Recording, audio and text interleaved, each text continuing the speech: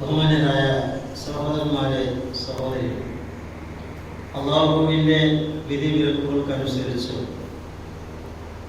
തഖ്വയുള്ള ജീവിതം നയിക്കാൻ എപ്പോഴും നാം കടപ്പെട്ടവരാണെന്ന് ആദ്യമായി ഓർമ്മപ്പെടുത്തുന്നു.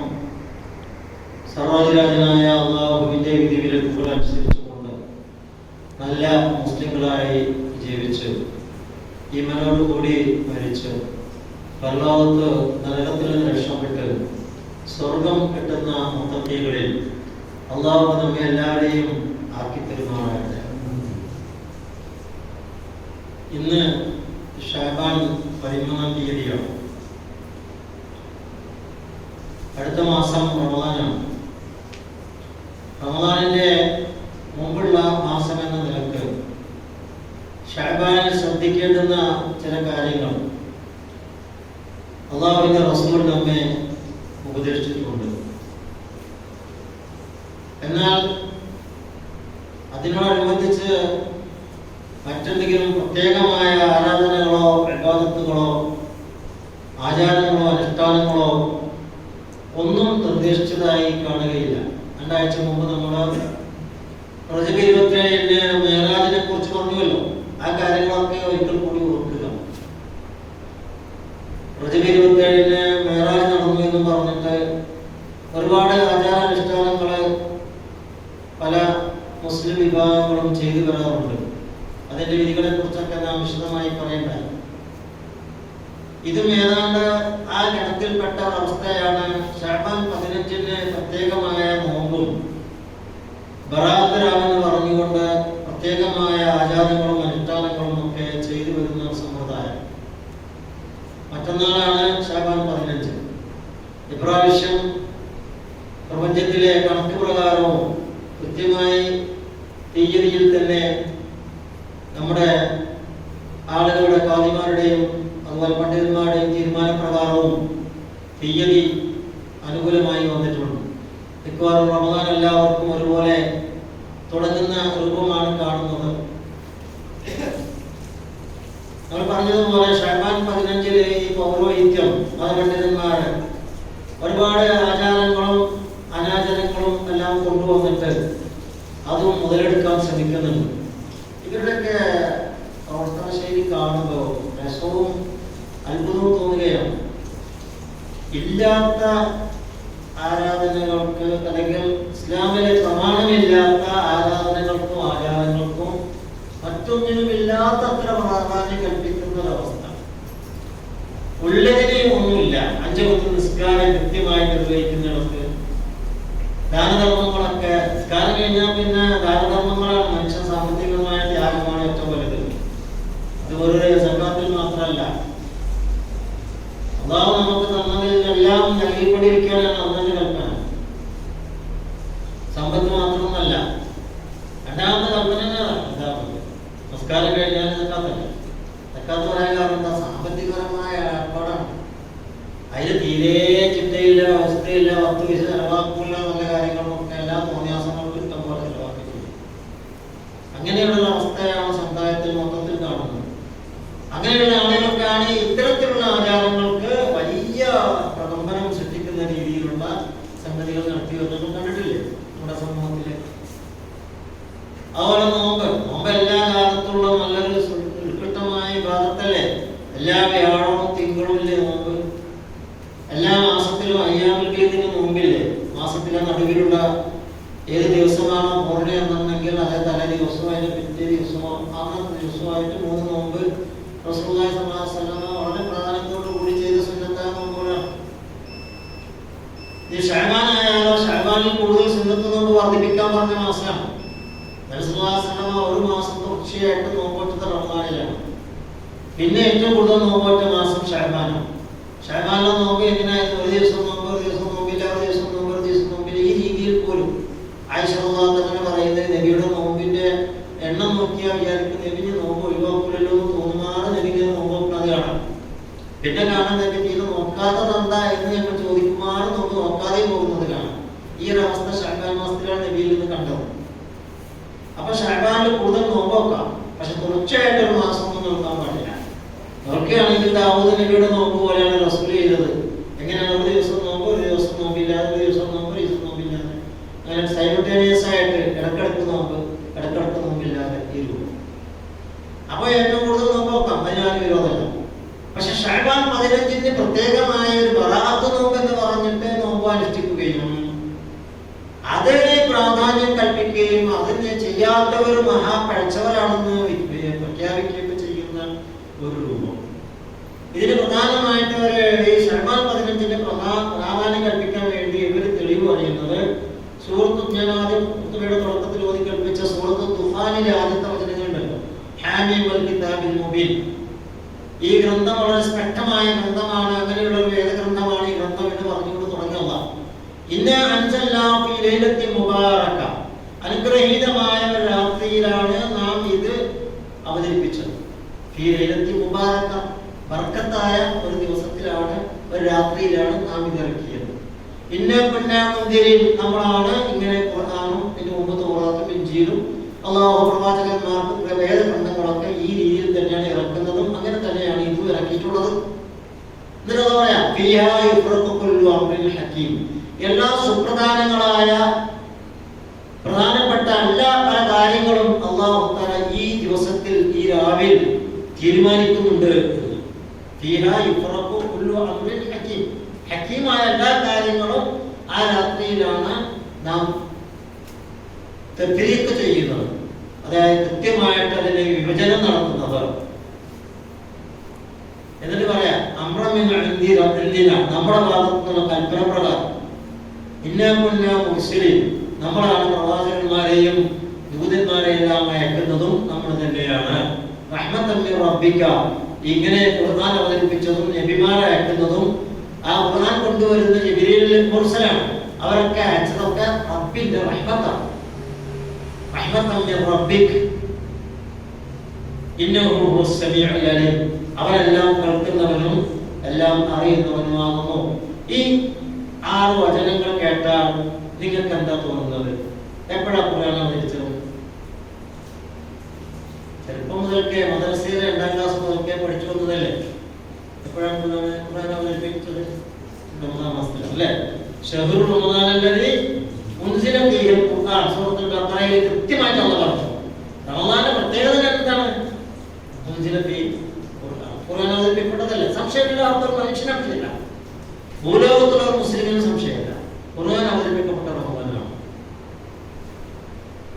ആ റമദാനിൽ എപ്പോഴായിരുന്നു ഖുർആന്റെ അവതരണം ആരംഭിച്ചത്? ലൈലത്തുൽ ഖദ്ർ അല്ലേ? എല്ലാവരും പറയുന്ന സംഗതിയല്ലേ? ഇന്നാ അൻസൽനാഹു ഫീ ലൈലത്തുൽ ഖദ്ർ വമാ അദ്റാക മാ ലൈലത്തുൽ ഖദ്ർ അല്ലേ? ലൈലത്തുൽ ഖദ്റിന്റെ പ്രാധാന്യം തന്നെ എന്താണ്? തനസ്സൽ മലായികത്തു വറൂഹു, മലക്കുകളൊക്കെ ഇറങ്ങും, അതിലാണ് എല്ലാ കാര്യങ്ങളും അല്ലാഹു തആല തീരുമാനമെടുക്കുന്നത്. ഖദ്ർ, ലൈലത്തുൽ ഖദ്ർ എന്ന് പറഞ്ഞാൽ തന്നെ ഫീഹാ യുഫ്റഖു കുല്ലു അംറിൻ ഹകീം. അപ്പൊ അവിടെ പറഞ്ഞത് വേറെ സ്ഥലത്തും കൂടി ഖുർആൻ വേറെ പദങ്ങളിലൂടെ പറഞ്ഞതാണ്. ലൈലത്തുൽ ഖദ്റിനെ കുറിച്ച് വിശുദ്ധ റമദാനിലാണ് ഖുർആൻ ഇറങ്ങിയതെന്നും അത് പവിത്രമായ രാവാണെന്നും ആ രാവിലാണ് എല്ലാ ഖദ്റുകളും നമ്മൾ നടത്തുന്നതെന്നും അതിൽ ലൈലത്തുൽ ഖദ്ർ എന്നാണ് പേരെന്നും അത് ഖുർആൻ അവതരിപ്പിക്കപ്പെട്ടത് റമദാനിലാണെന്നും റമദാനിലെ ഒരു രാവിലായിരുന്നു റസൂലുള്ളാഹി സ്വല്ലല്ലാഹു അലൈഹി വസല്ലം ആദ്യമായി ഭൂലോകത്ത് അവിടെ ഇറാഖിലിരിക്കുന്ന നബിക്ക് ജിബ്രീൽ വന്നിട്ട് ഖുർആൻ കൊടുത്തതെന്നും എല്ലാവർക്കും അറിയാലേ? ഒരു മുഫസ്സിർ ഇതിൽ അഭിപ്രായവ്യത്യാസമില്ല. എന്നാൽ കേട്ടോ, ഇവര് ഈ ബറാഅത്ത് രാവിനെ ഇക്കണ്ട പ്രാധാന്യം മുഴുവൻ നൽകുന്നത് എന്താണെന്നറിയോ? ഈ സൂറത്തുൽ ദുഹാനിലെ പറയുന്ന ഖുർആൻ അവതരിപ്പിക്കപ്പെട്ടത് ശഅബാൻ 15-നാകുന്നു എന്ന് പറഞ്ഞാൽ ഇത് ഇന്നാ ലില്ലാഹി വ ഇന്നാ ഇലൈഹി റാജിഊൻ എന്നാണ് ഞാൻ പലപ്പോഴും എല്ലാവരും പറയുന്നത് കേൾക്കുമ്പോൾ. കാരണം അത്രയും മുസീബത്തായ വർത്തനം അള്ളാഹുവിന്റെ സ്പഷ്ടമായ വചനങ്ങളെ അതിഭീകരമായി എന്ത് ചെയ്യാണ്? ഗണ്ണിക്കാൻ ചെയ്യുന്നത്. അപ്പൊ നമ്മളതൊന്ന് പരിശോധിച്ച് നോക്കിക്കൂടെ? പരിശോധിക്കേണ്ടല്ല ഈ പണ്ഡിതന്മാര്, ഈ പുരോഹിതന്മാർ ഇതൊന്നും അറിയാത്തത് കൊണ്ടല്ല സഹോദരന്മാരെ. അതാണ് ഇവിടെ മനസ്സിലാക്കുന്നത്. കരുതി കൂട്ടിയിട്ട് ഈ മനുഷ്യരെ പഠിപ്പിക്കാനാണ് ഒരു പ്രത്യേകമായ ദിവസം അതിനു വേണ്ടി ആചാരാനുഷ്ഠാനങ്ങൾ ഉണ്ടാക്കി. നോക്കൂ, യഥാർത്ഥ തഫ്സീർ എന്തായില്ലേ? ഈ ആയത്തിന്റെ തഫ്സീർ തന്നെ ശഹ്റു റമദാനിൽ ഉൻസില ഫീഹിൽ ഖുർആൻ, ഇന്നാ അൻസൽനാഹു ഫീ ലൈലത്തുൽ ഖദ്ർ. എന്നിട്ട് താഴെ നോക്കിങ്ങൾ, ഇന്നാ അൻസൽനാഹു ഫീ ലൈലത്തിൻ മുബാറക, മുബാറകത്തായ രാത്രിയിലാണ് ഇറക്കിയത്. സൂറത്തുൽ ദുഹാനിലാണ്. ഇന്നാ കൊന്നാ മുന്തിരി ഇങ്ങനെ തന്നെയാണ് അവതരിപ്പിക്കുന്നത്. എന്നിട്ട് പറയാം ഹക്കീം, എല്ലാ സുപ്രധാന കാര്യം തീരുമാനിക്കുന്നത് ആ രാത്രിയിലാണ്. അമ്രബിന്റെ റബ്ബിന്റെ കൽപ്പന പ്രകാരം. അതല്ലാത്ത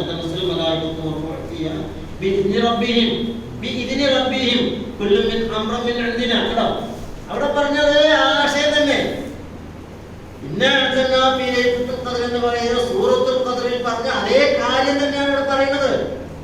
എന്നിട്ട് ഇത് ശഅബാൻ 15 പറഞ്ഞു കഴിഞ്ഞാൽ അതുകൊണ്ട് മുഫസ്സിറുകൾ എല്ലാവരും പറഞ്ഞു നോക്കൂ, അൽ മുബാറകത്ത് ഇന്നാ അൻസൽനാഹു ഫീ ലൈലത്തുൽ ഖദ്രി അൽ മുബാറകത്തിൽ കസീറത്തുൽ ഖൈറാത്തി വഹിയ ഫീ റമളാൻ ഇന്നാ കുന്നാ الناس بما ينفعهم ويضرهم ذلك بإرسال الرسل وإنزال الكتب لتقوم حجة الله لعباده. تفسير الميسر എന്ന് പറയുന്ന ഒരു വലിയ പണ്ഡിത സംഘം ഒന്നിച്ചു എഴുതിയ തഫ്സീറുണ്ട്. തഫ്സീർ മുയസ്സിർ. അതിലെ വാക്യങ്ങളാണ് ഒരാൾ രണ്ടാളെന്നല്ല ഒരുപാട് പണ്ഡിതന്മാർ കൂടി എഴുതിയ ഒരു തഫ്സീറാണ്. ഇന്നാ അൻസൽനാഹു ഫീ ലൈലത്തുൽ ഖദ്ർ. ഇത് ലൈലത്തുൽ ഖദ്റിലാണ് അവതരിപ്പിച്ചത് എന്നാണ് ഇതിന്റെ അർത്ഥം. അൽ മുബാറകത്തുൽ കസീറത്തുൽ ഖൈറാത്ത്, ധാരാളം നന്മകൾ കോരിച്ചൊരിയുന്ന ഒരു രാവ്. വയ്യപ്പിറമാൻ, അത് റമളാനിലാവുന്നു. ഇന്നാ കുന്നാ അൻസൽനാസ്, ഇത് ജനങ്ങൾക്ക് വേണ്ടി അല്ലാഹു തആല അവതരിപ്പിച്ചു. ബിമാ യൻഫഉഹും വയദുറുഹും, അവർക്ക് ഉപകാരവും ഉപദ്രവവുമുള്ള ഏതെല്ലാം കാര്യങ്ങളുണ്ട് എന്ന് കൃത്യമായി വിവരിക്കാൻ വേണ്ടി അവതരിപ്പിച്ചു. അതെന്താ, എന്താണ് അല്ലാഹു തആല ചെയ്തത്? പ്രവാചകന്മാരെ നിയോഗിച്ചു, ഗ്രന്ഥങ്ങൾ അവതരിപ്പിച്ചു, അള്ളാന്റെ അടിമകൾക്ക് ഇതൊരു തെളിവാകാൻ വേണ്ടി. അപ്പൊ അത് ലൈലത്തുൽ ഖദ്റാണ്, അത് റമളാനിലാണ് എന്ന് സ്പഷ്ടമായി എല്ലാ പുസ്തകങ്ങളും പറയുന്നുണ്ട്. എന്നാൽ പുരോഹിതന്മാർ പറയുന്നത് ഈ ഖുർആൻ ഇറങ്ങിയത് ശഅബാൻ മാസത്തിലെ 15-ാം ദിവസമാണ്. ഇത് എവിടെ വന്നെന്നറിയാം.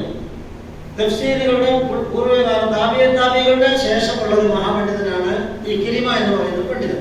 അദ്ദേഹത്തിന് തഫ്സീർ ഗ്രന്ഥങ്ങളുണ്ട്. ഇക്രിമ എന്ന് പറയുന്ന ഒരു താബിയുടെയും പിന്തലമുറയിൽപ്പെട്ട ഒരു പണ്ഡിതനാണ്. അദ്ദേഹത്തിന് ഒരു അഭിപ്രായമുണ്ട് അത്ര എന്തെന്ന്, ഈ ഖുർആൻ ഇറങ്ങിയത് ശഅബാൻ 15-ലാണ്. ഇതാണ് മുസ്ലിംമാർ എടുത്തിരിക്കുന്നത്. ഈ കണ്ടു കാണപ്പെടുന്ന എല്ലാ മുഫസ്സിറുകളും വ്യക്തമായി പറയുന്നത് റമളാനിലാണ് ഖുർആൻ അവതരിപ്പിച്ചത്, അത് ലൈലത്തുൽ ഖദ്റിലാണ് എന്നൊക്കെ. എന്നിട്ട് മഹാനായ ഇബ്നു കസീർ റഹ്മത്തുള്ളാഹി അലൈഹി തന്റെ തഫ്സീർ 4-ാം വാള്യത്തിൽ പറയാം, വമൻ ഖാല ഇന്നഹാ ലൈലത്തുൻ നിസ്ഫി മിൻ ശഅബാൻ. ഈ ആയത്തുകളൊക്കെ വിശദീകരിച്ചിട്ട് അദ്ദേഹം പറയാം, ആരെങ്കിലും ഒരാൾ പറയാണ് ഈ ഖുർആൻ ഷഹ്റു റമളാനിൽ യുൻസില ഫീൽ ഖുർആൻ, ഖുർആൻ ഇറക്കിയ മാസം റമളാനാണെന്നും അത് ഈ ലൈലത്തുൽ ഖദ്റിലാണെന്നും ഇവിടെയും ഖുർആൻ പറഞ്ഞ ഈ സൂറത്തുൽ ദുഹാനിലെ ആയത്തും അതന്നെയാണ് പറയുന്നത് എന്നൊക്കെ അദ്ദേഹം വിശദീകരിച്ച് പറഞ്ഞ ഏതെങ്കിലും ഒരുത്തൻ ആരാ ഉദ്ദേശിക്കുന്നത്? ഇക്രിമിനെ തന്നെയാണ് ഉദ്ദേശിക്കുന്നത്. ഇക്രിമ എന്ന് പറയുന്ന ഒരു പണ്ഡിതൻ ഇങ്ങനെ പറഞ്ഞു, ശഅബാനിലാണ് ലൈലത്തുൽ നിസ്ഫി ശഅബാൻ, ശഅബാനിലെ 15-ാം രാവിലാണ് ഇത് ഇറങ്ങിയത് എന്ന് പറയുകയാണെങ്കിൽ കമാ റബിയ ഇക്രിമ, കണ്ടോ ഇക്രിമ പറഞ്ഞതുപോലെ ആ പറഞ്ഞത് സത്യത്തിൽ നിന്ന് ബഹുദൂരം അകലെയാണ്. ഖുർആൻ തന്നെ പറയുന്നത് എന്താ? അന്നഹാ ഫീ റമളാൻ, അത് റമളാനിലാണ് പറഞ്ഞത്. എത്ര ലളിതമാണല്ലേ കാര്യം. ഇത് മഹാനായ ഇബ്നു കസീർ റഹ്മത്തുള്ളാഹി അലൈഹി തഫ്സീർ പറഞ്ഞതാണ്. എന്നാൽ അദ്ദേഹം പറയാം, ഇതിന് തെളിവായിട്ട് അന്നത്തെ ദിവസത്തിൽ ആചാരങ്ങൾ നടത്താൻ വേണ്ടിയിട്ട് ചില മുർസലായ ഹദീസുകൾ അവർ പറയാറുണ്ട്. ഇന്ന റസൂൽ പറഞ്ഞു അത്രേ, ശഅബാൻ മുതൽ ശഅബാൻ വരെയാണ് അല്ലാഹു തആല മനുഷ്യന്മാരുടെ ആയുസ് നിർണ്ണയിക്കുന്നത്. ഒരു മനുഷ്യൻ കല്യാണം കഴിക്കുന്നത് മുതൽക്ക് കുട്ടികളുണ്ടാകുന്നത് വരെ മരിച്ചവരുടെ ലിസ്റ്റിൽ അവൻ പെടുന്നത് വരെ എല്ലാം രേഖപ്പെടുത്തുന്നത് ഒരു ശഅബാനിൽ നിന്ന് മറ്റൊരു ശഅബാനിലേക്കാവുന്നു എന്ന് പറയുന്ന ഒരു മുർസലായ ഹദീസിനെടുത്തിട്ട് ദുർവ്യാഖ്യാനം ചെയ്തിട്ടാണ് ഇക്രിമയുടെ അഭിപ്രായം ഇവർ സ്ഥാപിക്കുന്നത് എന്ന്. നോക്കി നിങ്ങൾ എത്ര സ്പഷ്ടമായിട്ടാണ് മഹാനായ ഇബ്നു കസീർ റഹ്മത്തുള്ളാഹി അലൈഹി ഈ കാര്യം പറയുന്നത്.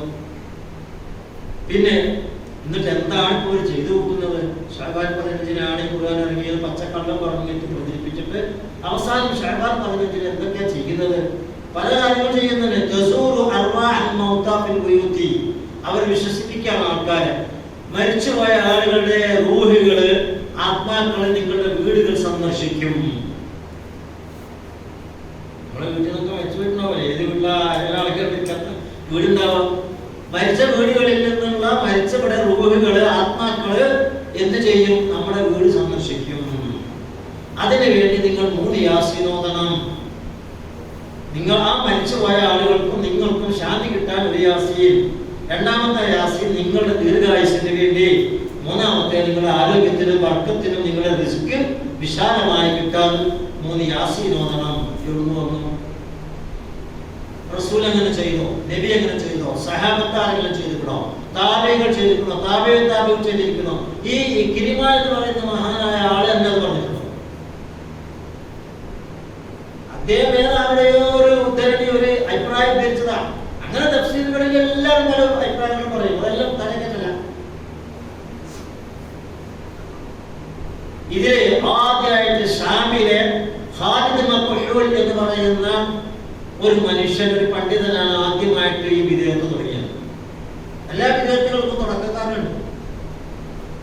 ഓരോന്നും പ്രാർത്ഥനയൊക്കെ തുടങ്ങിയതിന് തെളിവുണ്ട്. ഇങ്ങനെ ആളുകളുണ്ട്. അതേപോലെ ഷാമിലെ ഖാലിദ് മഖ്ഹൂൽ എന്ന് പറയുന്ന പണ്ഡിതനും ഒരു ഗവർണറൊക്കെ ആയിരുന്നയാൾ, അയാളാണ് ഇത് ആദ്യമായി തുടങ്ങിയത്. അന്ന് ഇമാം മാലിക് റഹ്മത്തുള്ളാഹി അലൈഹി ജീവിച്ചിരിക്കുന്ന കാലമാണ്. ഇമാം മാലിക് റഹ്മത്തുള്ളാഹി അലൈഹിയും അദ്ദേഹത്തിന്റെ സഹാബിമാരും ഒന്നടങ്കം ഈ മനുഷ്യനെ ചോദ്യം ചെയ്തു.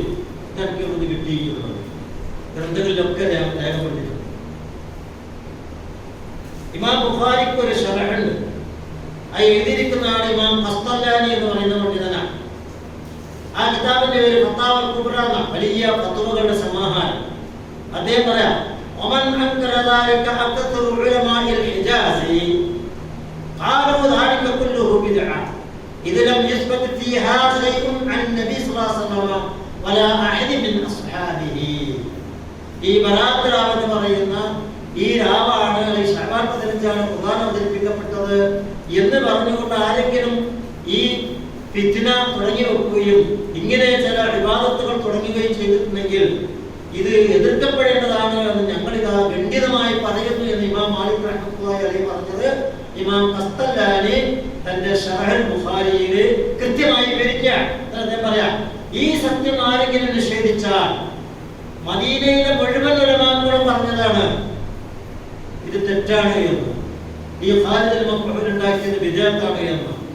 അവരെല്ലാവരും പറഞ്ഞു ദാലിക കുല്ലുഹു ബിദ്അ, ഈ ബറാത്ത് രാവിൽ പറയുന്ന മുഴുവൻ ആരാധനകളും ബിദ്അത്താകുന്നു. ഇതിലും യസ്ബിത്തിയ ശൈഅൻ നബി, അതിൽ നിന്ന് ഒന്നുപോലും നബി ചെയ്തതായി റിപ്പോർട്ടില്ല. വലാ അഹദ മിൻ അസ്ഹാബിഹി, നബിയുടെ സഹാബിമാരുടെ കാലഘട്ടം, സഹാബിമാരും കുറച്ച് ആൾക്കാർക്ക് ബാക്കിയുള്ള കാലമാണ് ഇമാം മാലിക് പറഞ്ഞ കാലം. സഹാബിമാരെ കണ്ട് അല്ല ആളുകൾ വരേണ്ടവിടെ. അങ്ങനത്തെ ഒരു കാലഘട്ടമാണ് നമ്മൾ ജീവിക്കുന്നത്. ഈ കാലത്തുള്ള ഒരു പണ്ഡിതന്മാരും എന്തു പറഞ്ഞിട്ടില്ല, ഇങ്ങനെ ഒരു തെളിവും നബിയിലേക്ക് പറഞ്ഞിട്ടില്ല. അതുകൊണ്ട് അത് മുഴുവൻ ദുർബലമാണ്, വിദ്യാർത്ഥികളാണ്. പിന്നെ ഇവർ നോമ്പിന്റെ തെളിവ് പറയുന്നത് എന്താണെന്നറിയോ? നോമ്പ് നോക്കണം ശഅബാൻ 15 എന്ന് പറയുന്നുണ്ടല്ലോ, അന്നത്തെ ദിവസം പ്രത്യേകമായിട്ട് നോമ്പ് നോക്കാം. അതിനെക്കുറിച്ച് ഇവർ പറഞ്ഞൊരു ഹദീസ്, ഇദാ കാനത്ത് ലൈലത്തുൽ നിസ്ഫി മിൻ ശഅബാൻ ഫഖൂമു ലൈലഹാ വസൂമു നഹാറഹാ. അവർ പറഞ്ഞു, നബി പറഞ്ഞു അത്രയ്ക്ക്. ഇബ്നു മാജ, തുർമുദി എന്നിവ റിപ്പോർട്ട് ചെയ്ത ഹദീസായിട്ടാണ് ഉദ്ധരിക്കുന്നത്. ഇബ്നു മാജയും തുർമുദിയും റിപ്പോർട്ട് ചെയ്തതെന്ന് റസൂൽ പറഞ്ഞു, ഇദാ കാനത്ത് ലൈലത്തുൽ നിസ്ഫി മിൻ ശഅബാൻ, ശഅബാൻ 15 ആയാൽ ഫഖൂമു ലൈലഹാ, അതിനെ രാത്രി നിങ്ങൾ നിന്ന് നമസ്കരിക്കണം. ലൈലത്തുൽ ഖദ്റിൽ ഫസൂമു നഹാറഹാ, അതിന്റെ പകലിൽ നോമ്പ് നോക്കണം എന്ന് റസൂൽ പറഞ്ഞു എന്ന് ഇബ്നു മാജയും തുർമുദിയും റിപ്പോർട്ട് ചെയ്ത ഹദീസ് ഉണ്ടെന്നാണ് പറയുന്നത്. ശരി, ആ ഹദീസിന്റെ ആ കിതാബിൽ അത് കാണും. പക്ഷേ ആ ഹദീസിന്റെ പരമ്പരയില് അബൂ ബുസ്റ എന്ന് പറയുന്ന ഒരാളുണ്ട്. ആരാണ് അബൂ ബുസ്റ? ഞാൻ ആവർത്തിച്ച് പറയുന്നത് മനസ്സിലാക്കാൻ തന്നെ. അബൂ ബുസ്റത്ത് എന്ന് പറയുന്ന ഒരാളുണ്ട്. അയാളെ കുറിച്ചിട്ട് ഇമാം അഹ്മദ് ബിൻ ഹംബൽ, ഇമാം ഇബ്നു മുഈൻ, ഇബ്നു മാജ തന്നെ തന്റെ സവായിദ് എന്ന് പറയുന്ന ഗ്രന്ഥത്തിലൊക്കെ പറയുന്നത് ഈ അബൂ ബുസ്റ എന്ന് പറയുന്ന മനുഷ്യൻ മഹാകള്ളനാണ്. അയാൾ ഹദീസ് കെട്ടിയുണ്ടാക്കിയിട്ട് നബിയിലേക്ക് ചേർത്ത് പറയുന്ന ഹദീസ് മുഖ്തരിയായി ഉണ്ടാക്കുന്ന ആളാണ്. വെഞ്ചിന്റെ കഥ. അപ്പൊ ഹദീസിന്റെ വിധി എന്താണ്? ഇത് പറഞ്ഞവരാരാണ്? ഇമാം അഹ്മദ് ബിൻ ഹംബൽ. അവരൊക്കെയാണ് ഹദീസുകൾ ഏറ്റവും വലിയ പുരോഹിതൻ പണ്ഡിതന്മാർ. ഇബ്നു മുഈൻ, അതുപോലെ ഇബ്നു മാജ തന്നെയും തന്റെ സവായിദ് എന്ന് പറയുന്ന ഗ്രന്ഥത്തിൽ. അപ്പൊ എന്തിനാണ് പിന്നെ ഇത്രയും വ്യക്തമായ തെളിവുകൾ ഇതിലുണ്ടായിട്ട് നമുക്ക് അവസാനിപ്പിക്കാം. ഇമാം നവവി ഇത്രയെല്ലാം കേട്ടിട്ടുണ്ടാവും. ഇമാം മുസ്ലിം എന്ന് പറയുന്ന ഹദീസ് ഗ്രന്ഥത്തിന്റെ വലിയ വിശദീകരണം നൽകിയ ഒരാളാണ് ഇമാം നവവി. ഇമാം നവവിയുടെ ഗുരുനാഥനാണ് ഇമാം അബൂ ഷാമ. ഈ അബൂ ഷാമ റഹ്മത്തുള്ളാഹി അലൈഹി പറഞ്ഞത് ഇവരെല്ലാം ഉദ്ധരിക്കാത്ത എല്ലാ ഗ്രന്ഥങ്ങളിലും കാണാം. അസ്സലാത്തുൽ അൽഫിയ, 1000 റക്അത്ത് നമസ്കാരം, അത് 100 റക്അത്ത് 100 ബിൽ ഇഖ്ലാസ്, സൂറത്തുൽ ഇഖ്ലാസ് ഓതിയിട്ട് ഖുൽ ഹുവല്ലാഹു അഹദ് എന്ന് പറയുന്ന സൂറത്ത് ഓതിയിട്ട് 100 റക്അത്ത് നിസ്കാരം, അല്ലെങ്കിൽ അൽഫി 1000 റക്അത്ത് നിസ്കാരം, അശ്റൻ അശ്റ ഒരു ജമാഅ 10 ആയിട്ട് ജമാഅത്തായിട്ട് നിസ്കരിക്കാൻ 1000 റക്അത്ത് നിസ്കരിക്കാൻ ഒരു രാത്രിക്ക് കഴിയും. 13 റക്അത്ത് 11 റക്അത്ത് നമ്മൾ തറാവീഹ് കിക്കുമ്പോൾ തന്നെ നമ്മൾ കഴിഞ്ഞു വീഴും. പിന്നെ ഖുൽഹുവല്ലാഹു ഓതിയിട്ട് 1000 റക്അത്ത് നിസ്കരിക്കണം, അല്ലെങ്കിൽ 100 റക്അത്ത് നിസ്കരിക്കണം. അത് പോകുമ്പത്തായിട്ട് ഇമാമായിട്ട് നിസ്കരിക്കണം എന്ന് പറഞ്ഞിട്ടുള്ള രേഖ. വലം യക്തിബിയ ഖബർ, ഒരു റിപ്പോർട്ടും അതിനില്ല. ഇമാം അബൂ ഷാമ പറയാ, ഇമാം മുസ്ലിമിന്റെ ഗുരുനാഥനായ ഇമാം അബൂ ഷാമ. വയക്തിബിയ ഖബർ വല അഥർ, അഥർ ഞാൻ സഹാബിമാർ പറയുന്ന വാക്കുകളാണ് അഥർ എന്ന് പറയും, മറ്റേത് ഹദീസ് എന്ന് പറയും. അപ്പൊ റസൂലുള്ളാഹിന്റെ ഖബറും ഇല്ല, സഹാബിമാരുടെ അഭിപ്രായങ്ങളുമില്ല. ഇല്ലാ ദഈഫൻ മൗദൂഉൻ, വളരെ ദുർബലവും തള്ളപ്പെട്ടതുമായ ചില രേഖകളല്ലാതെ. നോക്കൂ നിങ്ങൾ, ഇത് പറയാം സലാത്ത് 6 റക്അത്ത് ഫീ ലൈലത്തുൽ നിസ്ഫ്, അതുപോലെ തന്നെ 6 റക്അത്ത് നിസ്കരിച്ചാൽ മതി ഈ ശഅബാൻ 15-ന്. ബിനിയ്യത്തി ദഫ്ഇൽ ബലാ, ആപത്തുകൾ തടുക്കാൻ വേണ്ടി 6 റക്അത്ത് പ്രത്യേകം. വതൂലുൽ ഉംറ, ദീർഘായുസ്സിന് വേണ്ടി 6 റക്അത്ത്. വൽ ഇസ്തിഗ്നാ അനിൻ നാസി, യാതന ഇല്ലാതെ ദാരിദ്ര്യമില്ലാതെ സമ്പന്നനാകാൻ ഇങ്ങനെ 6 റക്അത്ത് നിസ്കരിക്കുക. വഖിറാഅത്ത് യാസീൻ, യാസീൻ ഓതുക. വദുആ ബൈന ദാലിക, ഓരോ യാസീന്റെ ഇടയിൽ ദുആ നടത്തുക. ലാ ശക്ക എന്ന് അദ്ദേഹം പറയാം, അന്നഹു ഹദസുൻ ഫിദ്ദീനി. ഇത് നമ്മളെ വാക്കല്ലോ. മഹാനായ ഇമാം അബൂ ഷാമയുടെ പിന്നെ ഇമാം മുസ്ലിമിൽ ശറഹ് മുസ്ലിമിൽ ഇമാം മുസ്ലിമിനെ എടുത്ത് ധരിച്ചതാ. അന്നഹു ഹദസുൻ ഫിദ്ദീൻ, അത് ദീനിൽ പുതുതായി ഉണ്ടാക്കിയതാണ്.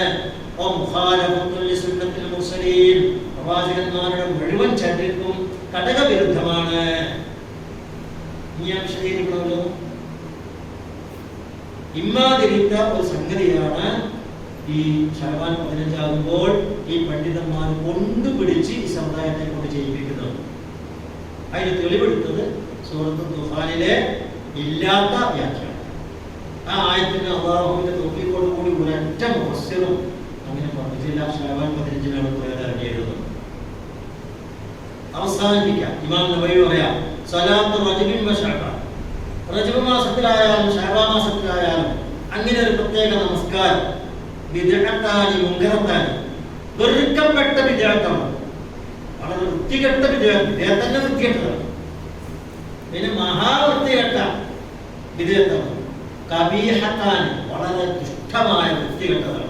ഇമാം മുസ്ലിമിന്റെ ശറഹിൽ ഇമാം നബവി ഉദ്ധരിച്ചത്. അതുകൊണ്ട് ഇത് നമ്മൾ ശരിക്കും മനസ്സിലാക്കണം. അതുകൊണ്ട് ഈ പറയുന്ന ആളുകളുടെ ആ വാക്കുകൾ കേട്ടിട്ടൊന്നും നമ്മൾ അതിൽ ലയിച്ചു ചേരേണ്ടതില്ല, തെറ്റിദ്ധരിക്കേണ്ടതില്ല. ഉള്ളതിന്റെ എന്തെല്ലാം ഉണ്ട് ഇവിടെ ചെയ്യാൻ, ഉള്ളതിന് എന്തെല്ലാം ചെയ്യാൻ. അടുത്ത തിങ്കളാഴ്ച വ്യാഴാഴ്ച നോക്കി, തിങ്കളാഴ്ച നോക്കും, വ്യാഴാഴ്ച നോക്കും. അതുപോലെ നാളെ 14-ആണ്, മറ്റൊന്ന് 15-ആണ്, അതിന്റെ പിറ്റത്തെ 14-ആണ്. ഈ 3 ദിവസം നോക്കി ഏത് നെയ്യത്തോടു കൂടി അയ്യാമുൽ ബീദിന്റെ നോക്കും. അതേ സ്ഥാനത്ത് ശഅബാൻ 15-ന് മാത്രമായിട്ടൊരു നോമ്പ് സുന്നത്താണ് എന്ന് പറഞ്ഞു നോക്കാൻ അതിനനുസരിച്ച് ബിദ്അത്താണ്. അത് അല്ലാഹുവിന്റെ ഖബൂലല്ല. കാരണം ഇന്നമൽ അഅ്മാലു ബിന്നിയ്യാത്ത്, നിയ്യത്തനുസരിച്ചാണ് അമലല്ലാഹ് അംഗീകരിക്കുക. അപ്പൊ ഇന്ന് 13-ആണ് ശഅബാൻ, നാളെ 14-ആണ്. അപ്പൊ 14-ഉം 15-ഉം 16-ഉം ദിവസം നോമ്പ് നോറ്റാൽ അയ്യാമുൽ ബീദിന്റെ നോമ്പായി. എന്നല്ലാതെ എന്തല്ല, ശഅബാൻ 15-ന് മാത്രമായിട്ട് നോമ്പ് മനസ്സിലായല്ലോ? വിധി പറയുന്നത് മനസ്സിലാകുന്നുണ്ടല്ലോ. ഒരു സംഗതി അതിൻ്റെതായ രീതിയിൽ ചെയ്യുമ്പോഴാണ് അത് സുന്നത്താകുന്നതും ഇബാദത്താകുന്നതും. അത് മനസ്സിലാക്കുക. അല്ലാഹു സുബ്ഹാനഹു വ തആല സത്യം മനസ്സിലാക്കി നല്ല രീതിയിൽ ദീനിനെ ഉൾക്കൊണ്ട് ജീവിക്കുന്ന മുത്തഖികളിൽ അല്ലാഹു നമ്മെ എല്ലാവരെയും മാറ്റി തരുമാറാകട്ടെ.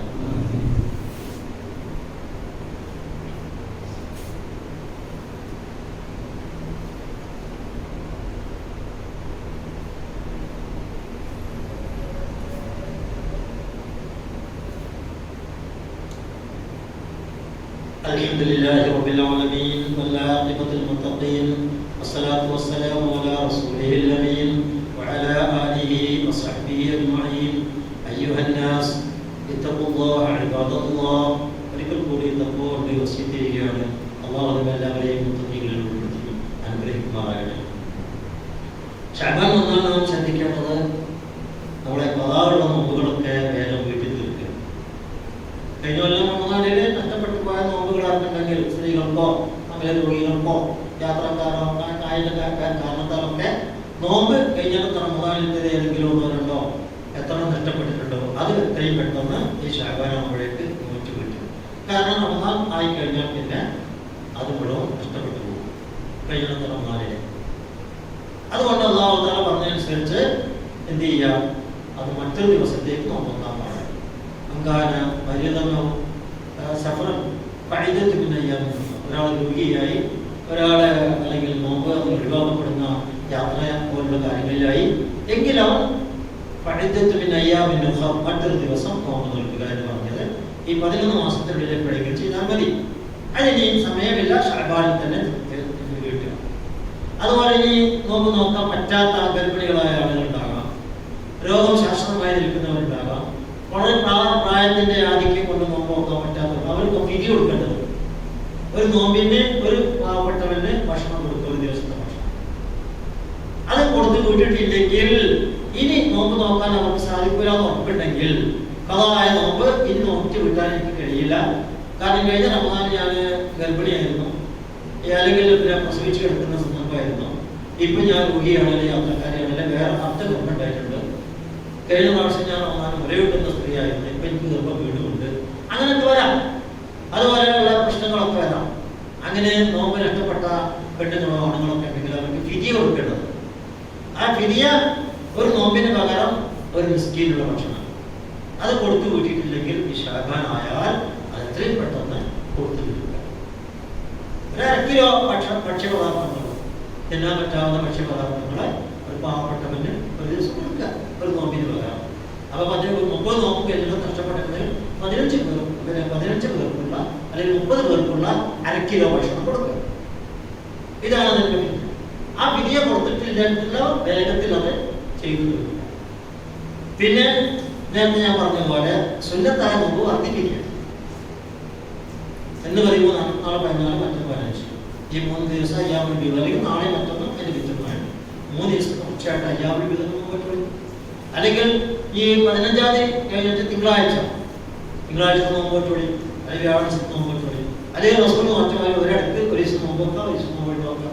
സാധിക്കുന്നവരല്ലേ, നിർബന്ധമുള്ള കാര്യം തന്നെ സുന്നത്തായി സാധിക്കുന്നവർ ചെയ്യാം. അത് വർദ്ധിപ്പിക്കേണ്ട മാസമാണിത്.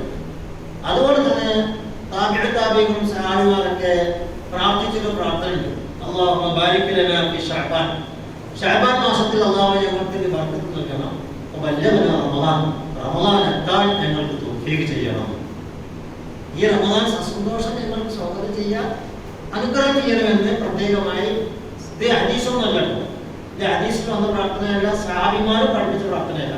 താബിഈകളിൽ അഹ്ലുസ്സലഫുകളായ ആളുകൾ ചിലർ പ്രാർത്ഥിച്ചു എന്ന് പറഞ്ഞിട്ട് ചില റിപ്പോർട്ടുകൾ വന്നതാണ്. അപ്പോൾ ഒന്നുമില്ല അങ്ങനെ പ്രാർത്ഥിക്കുന്നതിന്. ശഅബാൻ മാസം ഞങ്ങൾക്ക് ബർക്കത്തുള്ളതാകണം, കാരണം നമുക്ക് നോമ്പുകൾ കൂടുതൽ നോക്കാനുണ്ട്, അതുപോലെ തന്നെ തിരി കൊടുക്കാണ്ട് അങ്ങനെയുള്ള കാര്യങ്ങളൊക്കെ ചെയ്യാണ്ട് നോമ്പിന് വേണ്ടി ഒരുങ്ങാനുണ്ട്. അപ്പോൾ ബർക്കത്തുള്ള ഒരു മാസമാക്കണം ഈ ശഅബാനിലെ. റമദാനിലെ ഞങ്ങൾക്ക് എന്തായാലും സ്വാഗതം ചെയ്യണം, തൗഫീഖ് ചെയ്യണം എന്ന് പ്രാർത്ഥിക്കാം. അങ്ങനെ പ്രാർത്ഥനയിലൊക്കെ ആയിട്ട് ഇതല്ലാതെ റസൂൽ പറഞ്ഞു, ഈ മതത്തിൽ ഇല്ലാത്ത എന്തെങ്കിലും ഒന്ന് പുതുതായി ഉണ്ടാക്കിയാൽ അത് തള്ളിക്കളയാം. സൂര്യനെ പറഞ്ഞു, ഈ മതത്തിലില്ലാത്തൊരു കാര്യം ആര് ചെയ്താലും അത് തള്ളിക്കളയണം. അതാണ് അല്ലാഹുവിന്റെ റസൂൽ. അതുകൊണ്ടാണ് റസൂൽ ഏത് പ്രസംഗത്തിന്റെയും മുഖവരിയിൽ കല്യാണത്തിന്റെ സമയത്ത് ഒരു 10 ആളോട് സംസാരിക്കുന്ന സന്ദർഭത്തിൽ പോലും ആ ഖുതുബയിൽ വരെ അതിന് ഖുതുബത്തുൽ ഹാജ എന്നാണ് കല്യാണത്തിനോട് നിക്കാഹിനോട് നടത്തുന്ന ഉപദേശം. ആ ഉപദേശത്തിന്റെ സമയം മുതൽ ഏത് പ്രസംഗത്തിന്റെ തുടക്കത്തിലും നബി നമ്മളെ ഖുതുബയുടെ തുടക്കത്തിൽ പറയുന്നത് പോലെ പറയാറുണ്ട്. അള്ളാഹുവിന്റെ കലാമാണ് ഏറ്റവും ഉത്തമമായ കലാമ്, എന്റെ വചനമാണ് ഏറ്റവും നല്ല വചനങ്ങള് എന്ന് പറയും. പിന്നെ എന്തെങ്കിലും ഒരു കാര്യം നമ്മുടെ ദീനിൽ ആരെങ്കിലും പുതുതായി വല്ലതും ഉണ്ടാക്കിയാൽ അതിനാണ് മുഹ്ദസത്ത് എന്ന് പറയാം. എന്താണ് മുഹ്ദസത്ത്? അതാണ് വിദ്യാർത്ഥി. എല്ലാ വിദ്യാർത്ഥും അപകടത്തിലാവുന്നു, നരകത്തിലാവുന്നു എന്ന് മുസ്ലിം റിപ്പോർട്ട് ചെയ്ത ഹദീസിൽ കാര്യങ്ങളാണ്. അപ്പൊ കുല്ലു മുഹ്ദസത്തിൻ ബിദ്അ വകുല്ലു ബിദ്അത്തിൻ ദലാല വകുല്ലു ദലാലത്തിൻ ഫിന്നാർ. പുതുതായി മതത്തിലുണ്ടാക്കുന്ന അല്ലാഹുവിന്റെ റസൂൽ അല്ലാഹു പറഞ്ഞ മതം പഠിപ്പിക്കാനാണ്. ആ അല്ലാഹുവിന്റെ റസൂൽ പഠിപ്പിച്ചിട്ടില്ലാത്ത മതപരമായ കാര്യങ്ങളൊന്നും നമ്മളെ കൂട്ടാനോ പുറത്താനോ പാടില്ല. അങ്ങനെ വല്ലതും ചേർക്കുന്നതിനാണ് പുതുതായി ഉണ്ടാക്കുന്ന ദീനീ കർമ്മം എന്ന് പറയുന്നത്. അതിനാണ് വിദേഹത്ത് എന്ന് പറയുന്നത്. അമ്മാതിരി വിദേഹത്തുകൾ മുഴുവൻ ഉപേക്ഷിക്കേണ്ടതാണ് എന്ന് റസൂല് പറയാതെ ഒരു പ്രസംഗം ആരംഭിക്കാറില്ല. എന്താ അതിൽ നിന്ന് മനസ്സിലാക്കുന്ന തത്വം? നബിന്റെ ദീനില് പലതും പുതുതായി വരുമെന്നല്ലേ അർത്ഥം. അങ്ങനെ വരുന്നതിന് വിദേഹത്ത് എന്നാണ് പറയുകയെന്നും ആ വിദേഹത്തെ ചെയ്ത നരകത്തിലാണെന്നുള്ള മുന്നറിയിപ്പിന്റെ ഒരു പ്രവാചകന്റെ. അതുകൊണ്ട് അത് നിങ്ങൾ കരുതലോടെ ഇരിക്കണം എന്നുള്ളതിന് വേണ്ടിയിട്ടല്ലേ റസൂൽ പറയുന്നത്. അല്ലാഹുവിന്റെ കലാമാണ് ഏറ്റവും മുന്തിയത്, പിന്നെ എന്റെ ഉപദേശങ്ങളും കൽപ്പനകളും നിർദ്ദേശങ്ങളുമാണ്. പിന്നെ ഞാനും അല്ലാഹുവും പറഞ്ഞിട്ടില്ലാത്ത ഏതെങ്കിലും ഒരു കാര്യം നിങ്ങൾ ദീനിൽ പുതുതായി കൊണ്ടുവന്നാൽ അതിനാണ് വിദേഹത്ത് എന്ന് പറയാ. ആ വിദേഹത്തെ ചെയ്താൽ നരകത്തിലെത്തും എന്ന് എന്തിനാണ് നബി സർവ്വ പ്രസംഗത്തിലും ഒന്നും രണ്ടിലും അല്ല സർവ്വ പ്രസംഗങ്ങളുടെയും മുഖവരിയായി നബി എന്ന് പറഞ്ഞിട്ടുണ്ട്. അതിന്റെ പ്രാധാന്യം അവിടെ നമുക്ക് മനസ്സിലാക്കാം. ആ പ്രാധാന്യം കൊണ്ട് തന്നെയാണ് നമ്മൾ ഇതിനെ എതിർക്കുന്നതും ഇത് തെറ്റാണ്, ഇത്തരത്തിലുള്ള ആചാരങ്ങൾ വേണ്ട, ഉള്ളത് തന്നെ ഒരുപാട് ചെയ്യാറുണ്ട്. അതെന്നെ ചെയ്യാൻ നമുക്ക് നേരവും സമയമില്ല, അതിനെ നമുക്ക് ശ്രദ്ധ സമയം നമുക്ക് സാധിക്കുന്നില്ല പലതും ചെയ്യാൻ. അതിൽ തന്നെ നമ്മൾ നിരാശപ്പെട്ടു പോവുകയാണ്. പിന്നെ ഈ ഇല്ലാത്ത ഒന്നും കൂടെ ഉണ്ടാക്കിയിട്ട് അതിന്റെ പേരിൽ മുഴുവൻ നിങ്ങൾ പരിശോധിച്ചോളൂ. ഞാൻ ഒന്നും പറയുന്നില്ല, പിൻപറയില്ലാതുകൊണ്ട് പരിശോധിച്ചോളൂ. നിങ്ങൾ ഇങ്ങനെ ആചാരങ്ങൾ ഉണ്ടാക്കുന്നവർക്ക് മുഴുവൻ സ്വാർത്ഥ താല്പര്യങ്ങളും അവിടെ സ്വന്തം പള്ളയും കീഴ്ചയും ഒക്കെ നിറയാനുള്ള വകുപ്പുകൾ ഉണ്ടാക്കാനുള്ള പദ്ധതികൾ മാത്രമാണ്. അതുകൊണ്ട് അത് കരുതലോടുകൂടി മനസ്സിലാക്കുകയും നമ്മുടെ തലമുറയെ അത് പഠിപ്പിക്കുകയും ചെയ്യുക. ഇവിടെ കാട്ടിക്കൂട്ടുന്ന ഈ പിന്നെ കാട്ടലുകളൊന്നും കണ്ടിട്ട് നമ്മൾ അതിൽ വഞ്ചിതരായി പോകേണ്ട. അള്ളാഹുവിന്റെ ദീനിൽ ഇല്ലാത്തത് തന്നെയാണ് അവർ ഉണ്ടാക്കുന്നത് എന്ന് മനസ്സിലാക്കുക. ഉള്ളതുള്ളതുപോലെ ചെയ്യുക. റഹ്മാനായ അല്ലാഹു സുബ്ഹാനഹു വ തആല ഹഖ് ഹഖായി മനസ്സിലാക്കി അത് തുടർന്ന് ചെയ്യുവാനും ബാത്തിലാണെന്ന് മനസ്സിലാക്കി അതിനെ തള്ളിക്കളയുവാനും അല്ലാഹു നമുക്കെല്ലാം തൗഫീഖ് ചെയ്ത് മാറാകട്ടെ. റഹ്മാനായ അല്ലാഹുവേ, ഞങ്ങൾക്ക് നീ കൃത്യമായി ഖുർആനിൽ നിന്നും സുന്നത്തിൽ നിന്നും സലഫ് സാലിഹുകളുടെ മാതൃകകളിൽ നിന്നും എന്റെ ദീനിനെ കൃത്യമായി മനസ്സിലാക്കാനുള്ള തൗഫീഖ് ചെയ്ത് അനുഗ്രഹിക്കണമേ റഹ്മാനെ. ചെറുതും വലുതുമായ എല്ലാ തെറ്റുകുറ്റങ്ങളും ഞങ്ങൾക്ക് നീ പുറത്ത് മാപ്പാക്കി തരണമേ റഹ്മാനെ.